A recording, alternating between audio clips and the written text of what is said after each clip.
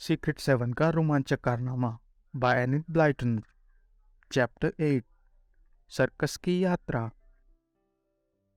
Peter ने अपनी घड़ी की तरफ देखा और निराशा से कहा, "धत तेरे की, लंच का समय हो गया है। हम सभी को जल्दी जल्दी से घर पहुंचना चाहिए। सीक्रेट सेवन के सदस्य 2:30 बजे दोबारा मिलेंगे।" पैम और बारबरा बोली, "हम ऐसा नहीं कर सकते, हमें एक पार्टी में जाना है।" पैम ने विनती करते हुए कहा, "हमारे बिना मीटिंग मत करना।"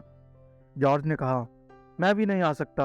अच्छा यही रहेगा कि हम मीटिंग कल रखें। वैसे भी चोर अगर सर्कस का कोई कलाबाज है तो वह दोपहर को ही तो यहाँ से चला नहीं जाएगा।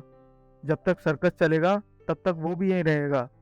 जेनेट बोली, "वैसे भी ये सिर्फ संभावना ही है कि चोर सर्कस का कलाबाज हो सकता है। मैंने तो ये सिर्फ इसलिए कहा क्योंकि सिर्फ कोई कलाबाज ही इतनी ऊंची दीवार फांद सकता है। मेरा ये मतलब नहीं था कि इसके अलावा कोई और चोर हो ही नहीं सकता।"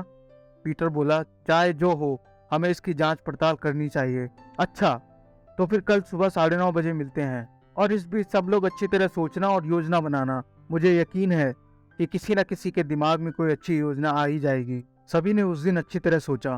पैम और बारबरा तो पार्टी के बीच में भी धीरे धीरे बातें करती रहीं। "मैं तो यही कहती हूँ कि हमें जांच पड़ताल करने के लिए सर्कस देखने जाना चाहिए," पैम ने धीरे से कहा। "यह अच्छा रहेगा ना? अगर चोर सर्कस का कोई कलाबाज ही है तो शायद पीटर उसे पहचान लेगा, क्योंकि उसने उसे झाड़ी में छिपा देखा था।" जब अगले दिन सीक्रेट सेवन की मीटिंग हुई तो उन सब ने शेड के दरवाजे पर पासवर्ड बुदबुदाया। मीटिंग में सबकी राय एक ही थी। जॉर्ज ने सबसे पहले कहा, "हमें सर्कस देखने चलना चाहिए।" बारबरा बोली, "मैंने और पैम ने भी यही सोचा था।" कॉलिन ने कहा, "और मैंने भी यही सोचा था। दरअसल यही एकमात्र समझदारी भरा काम है जो हम कर सकते हैं। क्या तुम्हें ऐसा नहीं लगता, पीटर?"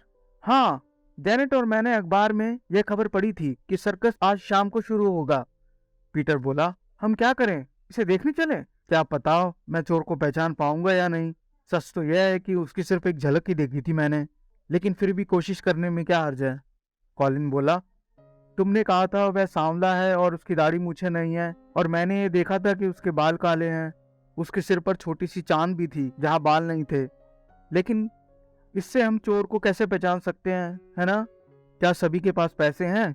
पैम ने पूछा। "मेरा मतलब सर्कस के टिकट खरीदने के लिए, क्योंकि मैंने तो अपने पैसों से कल की बर्थडे पार्टी के लिए तोहफा खरीद लिया था।" सभी अपनी अपनी जेब झाड़ने लगे। सबने अपने पैसे निकालकर बीच में रख दिए और गिने। पीटर दुख भरी आवाज में बोला, "हाँ, बच्चों के लिए सर्कस देखने का टिकट 3 पाउंड का है। 3 पाउंड, इतना महंगा। बच्चों के पास क्या पैसों का पेड़ लगा है? हमारे पास सिर्फ 12 पाउंड है बस। इसका मतलब है कि हम में से सिर्फ 4 लोग ही जा सकते हैं।" जेनेट बोली, "मेरी गुल्लक में 5 पाउंड पड़े हैं। याद आया, मेरे पास भी घर में 3 पाउंड पड़े हैं।" कॉलिन बोला, "क्या किसी के पास 1 पाउंड और है?" जैक ने कहा, "उसका इंतजाम हो जाएगा, मैं उसे सूजी से उधार ले लूंगा।" कॉलिन बोला, "लेकिन इसके बदले में तुम उसे अपना पासवर्ड मत बता देना।" यह सुनकर जैक ने उसे लात मारी और गुस्से से घूरने लगा।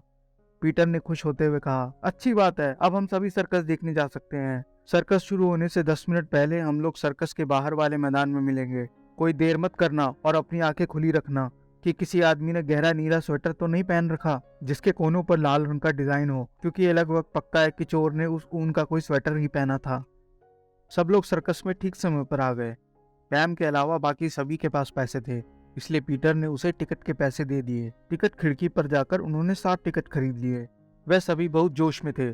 सर्कस देखना हमेशा मजेदार होता था, लेकिन सर्कस देखते देखते चोर की तलाश करना हमेशा से ज्यादा रोमांचक था। जल्दी ही वे अपनी अपनी सीट पर बैठ गए। बड़े से टेंट के बीच में रिंग था जिसमें बुरादा भरा था। सीक्रेट सेवन उस रिंग को खोजी निगाहों से देखते रहे। सर्कस के बैंड ने एक मजेदार धुन निकाली और ड्रम बजने लगे। बच्चे ये देख देखकर रोमांचित हो रहे थे। इसके बाद सजे धजे घोड़े आए जिनकी लंबी पूंछ हिल रही थी।